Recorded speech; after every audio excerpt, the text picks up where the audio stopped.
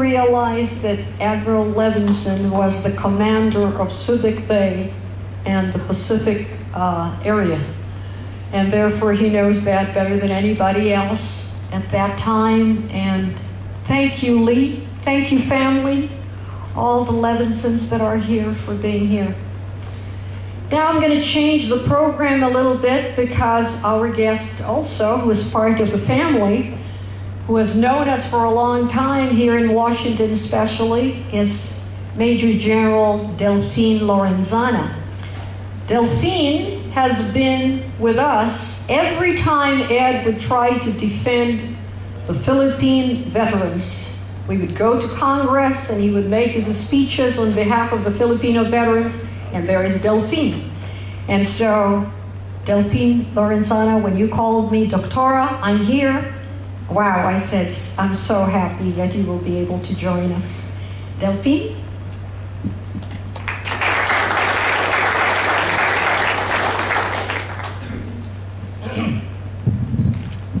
Good afternoon. Rocky, you didn't tell me there's a time limit here.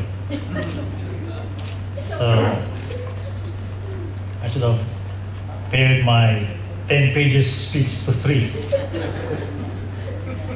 You see? Oh, you're in luck. 3 pages. Double space. Big font.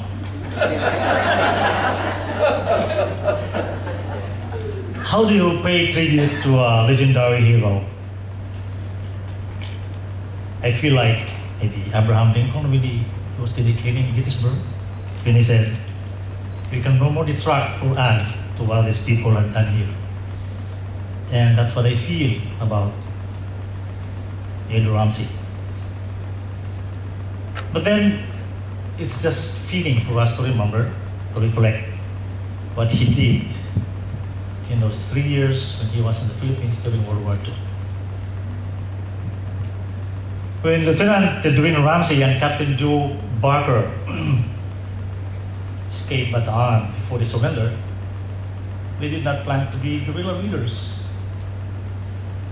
They just wanted to get away and hope to find a way to Australia and maybe to the US. But on the trek from Bataan towards the north, they had to traverse Japanese-controlled areas. They had to rely on the goodness of the Filipino civilians to hide them, to feed them, and nurse them back to health when they are ill.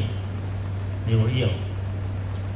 And somewhere during this period, a transformation occurred on Edwin Ramsey, especially when he met a lot of Filipinos and women, Filipino men and women, who were willing to continue the fight against the Japanese. He looked deep into himself and found a reason to become a guerrilla leader. In his book, he eloquently wrote about this eureka moment, and I quote,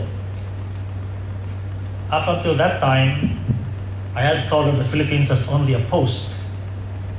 Now I began to see it as a place and a people. We had failed in our defense of them, leaving them in the hands of the enemies. They ought to have owed us nothing. Instead, we were sharing what little they had with us. As an American and as a soldier, the war had been over for me since the surrender, and my duty now was to escape. Yet that night, I began to reflect that perhaps I still owe the Filipino people something.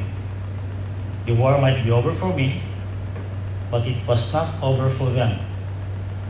I might escape, but they could not.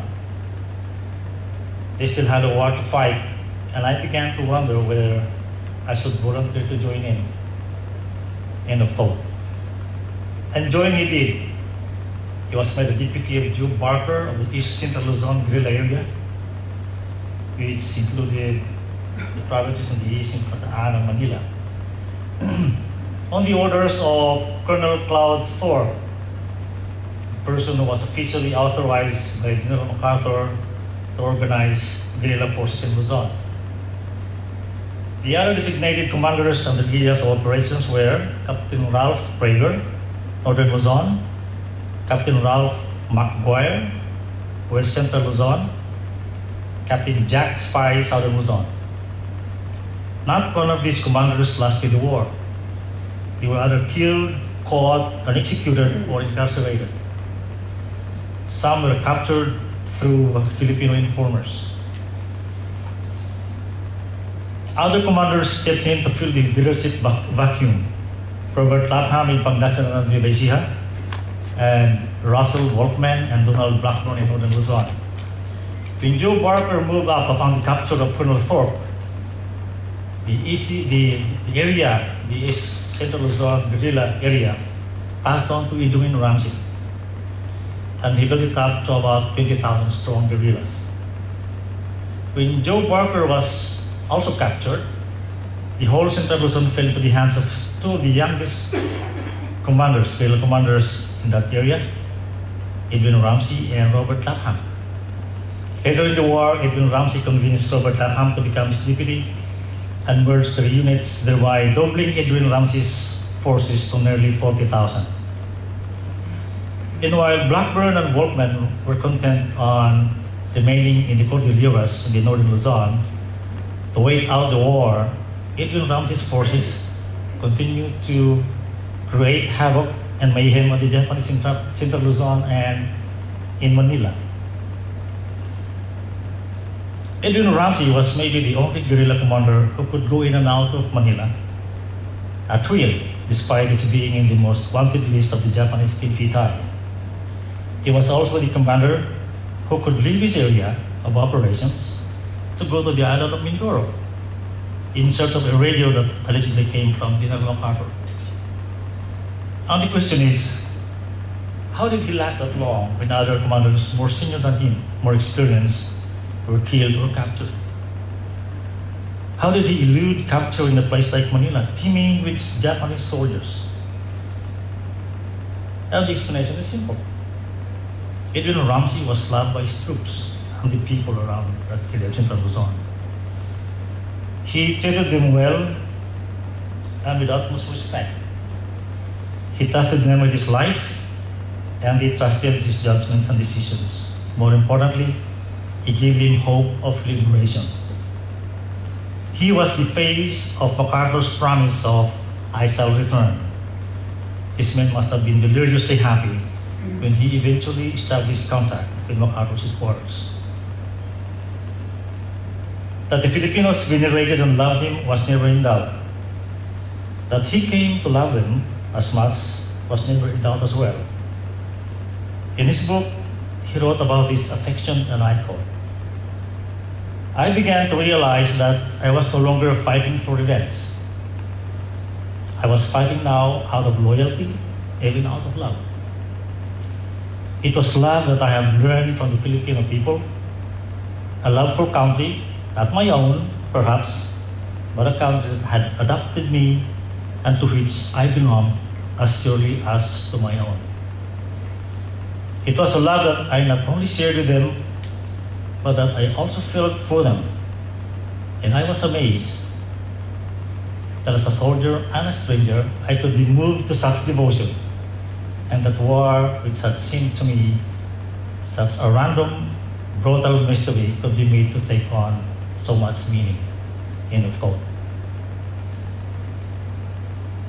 I am certain that there was not a dry eye among his loyal troops when it was time for him to leave for the US at the end of the war.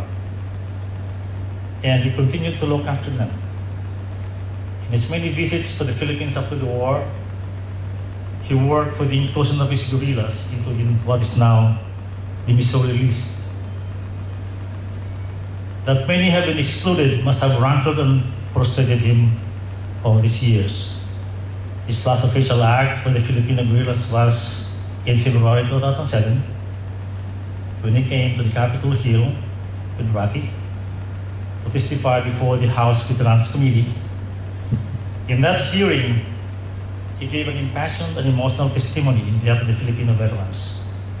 I believe that that testimony helped in no small measure in the passage of the Filipino Veterans Equity Compensation Act 2 years later in February 2009. The Filipinos are fortunate and blessed for having Edwin Ramsey during the darkest moments of the nation's history. So young, yet he met the challenges of a wartime leader and did very well. He forged a bond with the guerrillas and the people in the area, and together they went on to accomplish great things. He will forever remain in the hearts of the Filipinos. I'd like to end this short speech with a saying: the true measure of a man is the height of his ideals, the breadth of his sympathy, the depth of his convictions, and the length of his patience. Edwin Ramsey was all this and more, an ordinary kid from Wichita, Kansas, who went on to do extraordinary things, a hero of the Filipino people.